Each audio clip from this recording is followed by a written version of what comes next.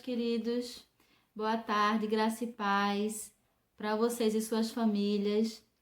Eu estou muito feliz de estar aqui mais uma vez com vocês. Estava com saudade de vocês. 3 semanas sem a gente se ver, sem a gente se falar aqui pelo grupo. Mas louvado seja Deus, porque estamos aqui mais uma vez para adorarmos ao Senhor e aprendermos mais um pouco da sua palavra. E eu quero dizer que eu estou muito feliz por estar aqui com vocês. Eu sinto um prazer imenso de poder aprendermos juntos, né, da palavra de Deus. Então, vamos lá. Terminamos mais um mês, encerrou o mês de junho. O mês de junho foi um tema maravilhoso, que Deus falou muito aos nossos corações, que é a Igreja de Cristo, né? E vamos começar hoje, nosso primeiro domingo do mês de julho. Somos gratos a Deus por mais um mês, porque o Senhor nos permite estar juntos. E vamos falar sobre um tema novo. Vamos falar sobre SOS. O que é isso, tia Mayra? Vamos lá? Bom, quem é que sabe o que é um SOS? SOS é uma sigla, é uma abreviação de uma palavra inglesa que significa pedido de socorro. Mas o nosso SOS é um SOS especial. O nosso SOS significa socorro, ó Senhor. Então, o tema desse mês de julho vai ser socorro, ó Senhor. Quando é que o Senhor nos socorre? Em que momento Deus ele nos socorre? Como é que isso acontece?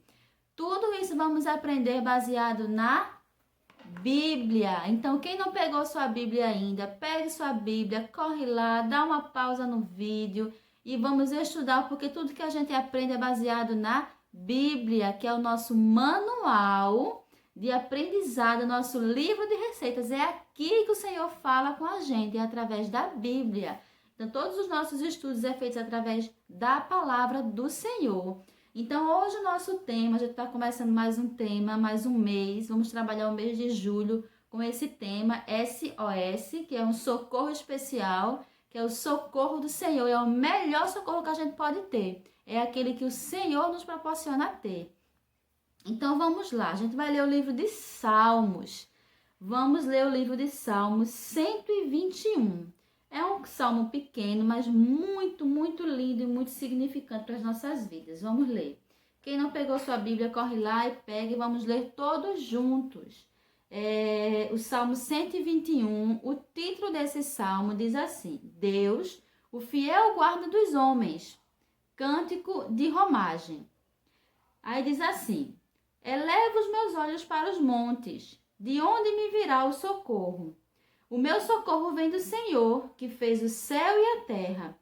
Ele não permitirá que os teus pés vacilem.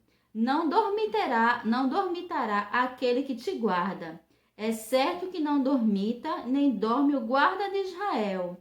O Senhor é quem te guarda. O Senhor é a tua sombra, a tua direita. De dia não te molestará o sol, nem de noite a lua. O Senhor te guardará de todo o mal. Guardará a tua alma, o Senhor guardará a tua saída e a tua entrada, desde agora e para sempre. Olha que promessa maravilhosa, olha que coisa maravilhosa o Senhor nos diz, que nos guardará para sempre. Então vamos falar um pouquinho sobre o livro de Salmos. O livro de Salmos, ele é o maior livro da Bíblia. Ele é o maior livro da Bíblia, ele tem 150 capítulos e ele é um livro que ele é todo completo de cânticos e poesias. É um livro maravilhoso, né? Ele fala muito aos nossos corações. É o livro de Salmos, é o maior livro da Bíblia. E quem foi que escreveu o livro de Salmos? Diferente do livro de Samuel, que quem escreveu foi Samuel, do livro de Romanos, que quem escreveu foi Paulo. O livro de Salmo foi escrito por mais de uma pessoa. Ele é uma coletânea de várias pessoas que escreveram. Entre elas, Davi, Salomão, Moisés, escreveu o livro de Salmos. Esse salmo específico, que é o Salmo 121, quem escreveu foi o rei Davi. Isso mesmo, o rei Davi. A maior parte do livro de Salmos, quem escreveu foi o rei Davi. Então, todo o livro de Salmos ele é composto por cântico ou poesia, certo? É um livro poético. o livro de Salmos. Então, o Salmo 121, quando Davi, o rei Davi, escreveu o Salmo 121, ele ainda não era rei. E foi num momento muito especial. Vocês lembram de Samuel? Quem é que lembra de Samuel? Samuel, aquele que era filho de Ana, né? O filho que Ana pediu a Deus e que Deus prometeu e Deus deu a Samuel. Samuel que era profeta, era rei, sacerdote, profeta, sacerdote, juiz. Pois é. Quando vocês lembram que eu falei na minha aula sobre a morte de Samuel? Pois é, foi assim. Quando Samuel morreu, Samuel e Davi, eles eram muito amigos. Eles se gostavam muito. E nesse período aqui, quando Samuel morreu, Davi estava escondido no deserto. Porque o rei Saul, estava perseguindo Davi para matar Davi. E Davi estava escondido. Quando Davi soube da morte de Samuel, Davi foi para o enterro de Samuel na cidade de Parã, né? E logo depois ele voltou para o deserto, para ficar escondido lá por causa da perseguição do rei Saul. E foi nesse momento que Davi escreveu o Salmo 121, quando ele ficou extremamente triste e angustiado por causa da morte da sua pessoa mais influente. Samuel era amigo de Davi e era a pessoa mais influente na vida de Davi. Então, depois que Samuel morreu, Davi ficou extremamente triste. É tanto que quando Samuel morreu, Davi estava no deserto, escondido por causa de Saul, ele se arriscou indo para o enterro, né, de Samuel, e ele escreveu esse salmo, olhando para os salmos, para os montes, dizendo: de agora, de onde me virá o socorro? Se aquele que é meu amigo, aquele que me ajudava, que me orientava, se foi. E logo em seguida ele responde: o meu socorro vem do Senhor, que fez os céus e a terra. Então esse salmo aqui foi escrito por Davi nesse momento de angústia da vida dele na morte de Samuel. Logo depois, esses salmos, ele se tornou um cântico. É tanto que o título desses salmos, ele diz assim, ó, Cântico de Romagem. As pessoas, quando elas iam adorar a Deus no templo em Israel, em Jerusalém, elas faziam a caminhada ali e elas cantavam esse cântico aqui para fazer essa caminhada até chegar no templo. Então, primeiro Davi escreveu esse salmo e depois ele se tornou um cântico de romagem, né? As pessoas, quando elas iam caminhando, porque naquela época não tinha carro, não tinha moto, não tinha, né? As pessoas, o transporte era caminhando mesmo, ou de cavalo, então iam a romagem. O que é uma romagem? Era um grupo de pessoas, né, juntas, que iam com objetivo religioso para o templo de Jerusalém. Então, a terra de Jerusalém é toda feita de montes, de montanhas, de altos e de baixos. Então, as pessoas, quando elas iam caminhando, elas se perguntavam, elas iam cantando e diziam. Aí o versículo 1 diz assim: eleva os meus olhos para os montes, de onde me virá o socorro? Aí, por que para os montes? Porque naquela época existia muita adoração a deuses estranhos, deuses que não é o nosso Deus, inclusive o Deus Baal, outros deuses. Então as pessoas que iam adorar outros deuses, elas subiam nos montes para adorar esses deuses. Então quando as pessoas, os romeiros, eles iam passar por ali e olhavam para os montes e diziam: de onde me virá o socorro? Levanto os meus olhos, olho para os montes e de onde me virá o socorro? Será que é desses deuses que estão adorando aí? Não é. O meu socorro vem de onde? Aí vem a resposta no versículo 2. O meu socorro vem do Senhor. Observem que na Bíblia de vocês, na minha também está assim, está com Senhor todo de letra maiúscula, porque isso significa que é o próprio Deus, o Deus eu sou. Vem do Senhor, o Deus que fez o céu e a terra. Então não existe outro Deus, é o nosso Deus, um Deus grande, forte e poderoso, que pode todas as coisas, não é? Então, o capítulo 3 diz assim: ele não dormitará, que os teus pés, ele não permite, desculpa, o 3 diz assim, ele não permitirá que os teus pés vacilem, não dormitará aquele que te guarda. Por que os teus pés vacilem? Eles andavam por terras rochosas, escorregadias, né, por montes. Então ali, Deus ele diz que não permitirá que os seus pés vacilem, que eles escorreguem, que eles caiam, porque o guarda de Israel está ali, ó, guardando, orientando, caminhando. Ainda diz assim, ó, não dorme o guarda de Israel. Aquele que dormitará, aquele que te guarda, ou seja, ele não dorme, dormitará e não cochilar, não dormir, porque Deus ele não dorme, ele está o tempo todo ali nos observando, nos ajudando, nos protegendo. O 5 diz assim, o Senhor é quem te guarda, o Senhor é a tua sombra, à tua direita. A tua sombra, a tua direita, como assim? Se você chegar perto de uma pessoa, você vai ver que ela tem uma sombra, não é isso? Essa sombra só aparece quando tá o quê? Sob a luz. Então, existia muito calor, o sol muito forte, a quentura muito grande. Então, Deus nos promete que nos guardará, ele nos livrará, ele vai nos livrar até da temperatura, da quentura.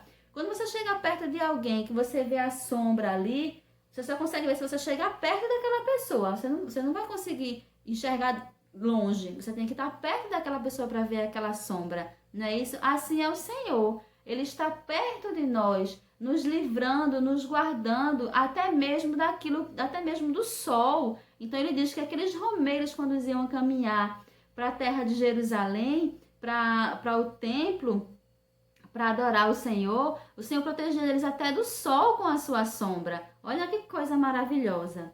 De dia não te molestará o sol, olha aqui confirmando o que eu falei, nem de noite a lua. Por que de noite a lua? Por causa dos perigos da noite, das doenças que causam a frieza da noite. Até isso o Senhor se preocupou com o seu povo.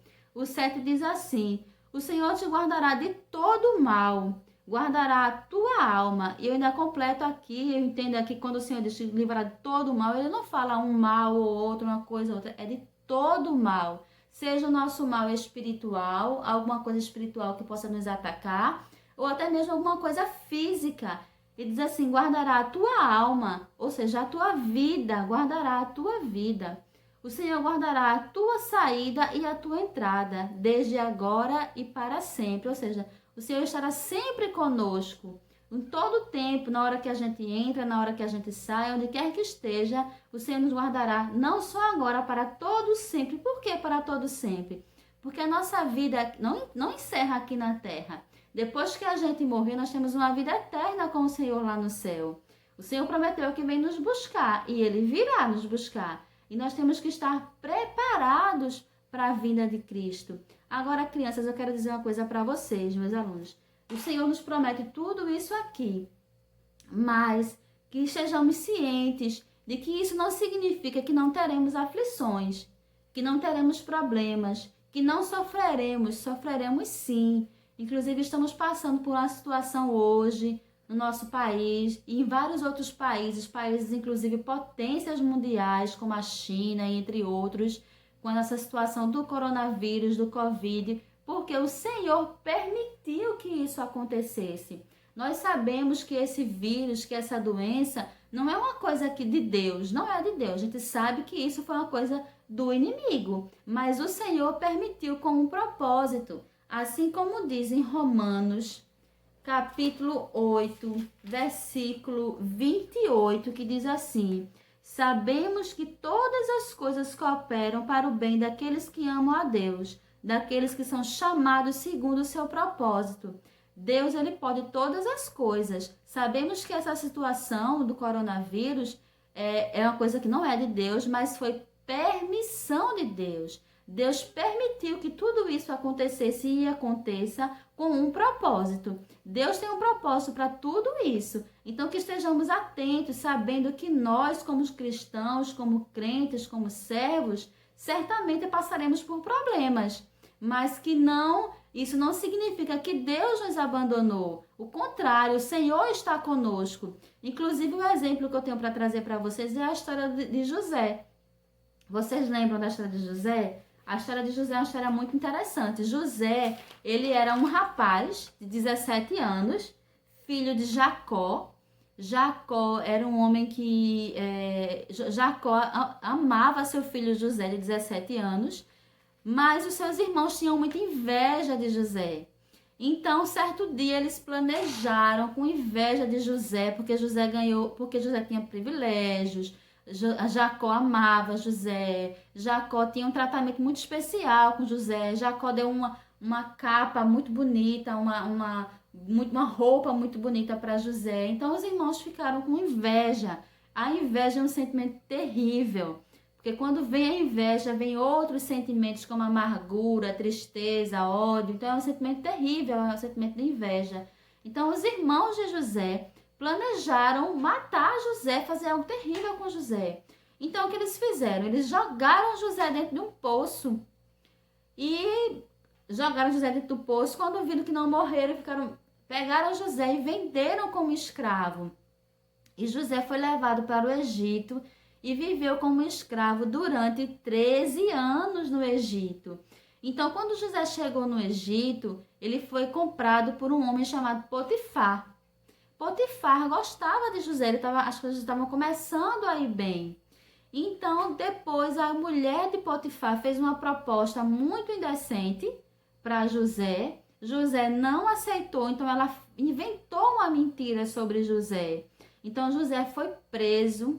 Ficou preso, não tenho certeza, mas pelo que eu estudei, em média 2 anos, José ficou preso, porque não existe relato bíblico de que o tempo que José ficou na prisão no Egito, mas assim, pelo que eu li, os estudos que eu fiz, José ficou preso por 2 anos, e ali José não reclamou, José não blasfemou contra Deus, José ele creu no Senhor, e sabia que Deus tinha um propósito, porque Deus pode todas as coisas, assim como diz aqui, que eu acabei de ler para vocês em Romanos 8:28, que todas as coisas contribuem para o bem daqueles que amam a Deus. A gente às vezes não entende o que Deus quer para as nossas vidas, mas Deus ele sempre tem um propósito por trás, porque nós temos uma cabeça limitada, nós temos uma mente limitada, a gente não consegue entender o que Deus faz. Mas Deus, ele sabe de todas as coisas, porque Deus é aquele que consegue ver lá na frente.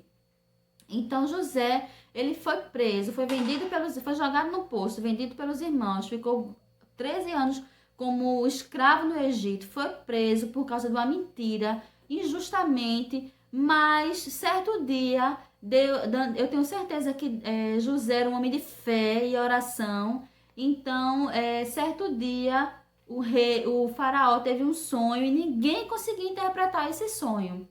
Ninguém conseguia interpretar esse sonho. E só quem conseguiu interpretar esse sonho foi José.